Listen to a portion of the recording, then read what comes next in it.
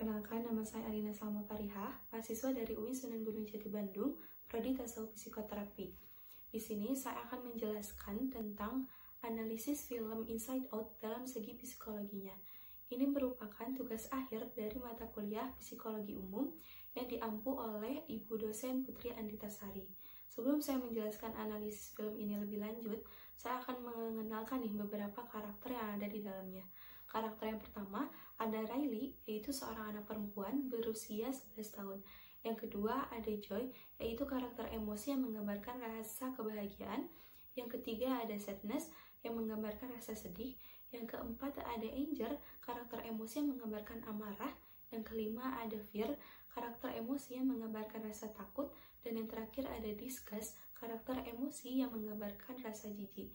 Nah, teman-teman, langsung aja ya, di sini saya bahas tentang analisis film Inside Out dalam segi psikologinya.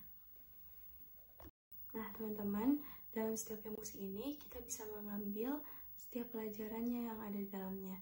Misalnya, dalam emosi kegembiraan dari karakter Joy mempunyai harapan dan melihat sisi positif kehidupan.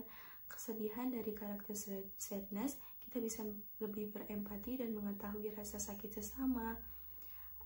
Karakter Fear dari emosi ketakutan, kita dapat bertanggung jawab dan berhati-hati dalam setiap tindakan. Karakter Anger atau kemarahan, kita bisa bersikap percaya diri dan memiliki keberanian. Dan dari karakter Disgust, yaitu kejijian, kita bisa meningkatkan kepedulian terhadap standar diri dan orang lain.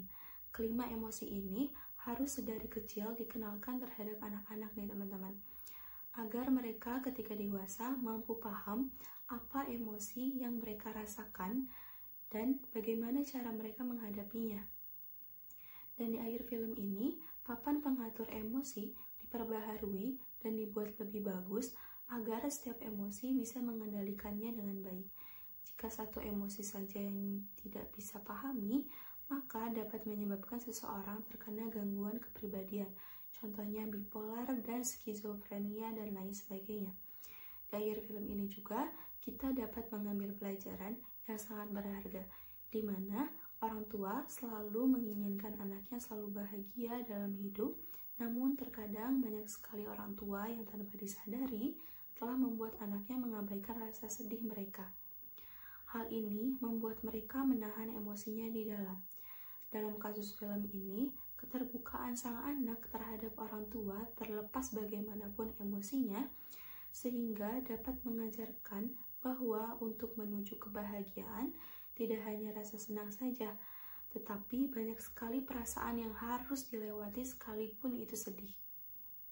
Jadi setiap emosi memiliki porsinya masing-masing, karena kita tidak selamanya akan merasa selalu bahagia. Kita pasti akan merasakan sedih, takut, marah, dan sebagainya. Dalam film ini juga kita bisa diketahui bagaimana emosi bisa bekerja sama satu sama lain untuk membentuk tubuh kembang diri. Setiap emosi juga saling berkaitan, sehingga kita bisa mengenali emosi apa saja yang ada di dalam diri. Dalam film ini, ada tempat khusus untuk pembuangan ingatan kita terhadap masa lalu. Ingatan ini merupakan yang tidak terlalu penting, dan juga sebaliknya. Jika ada hal yang sangat berkesan dalam hidup, ingatan itu tetap ada dalam otak kita, dan ingatan inilah yang sangat berkesan, sehingga tanpa disadari juga berpengaruh dalam tumbuh kembang kita. Sebuah perasaan sedih bukanlah hal yang buruk loh teman-teman. Memang kebahagiaan adalah hal yang dicari oleh semua orang. Namun ada kalanya dalam hidup kita melewati satu peristiwa dengan kegembiraan. Ada kalanya juga kita merasakan rasa sedih.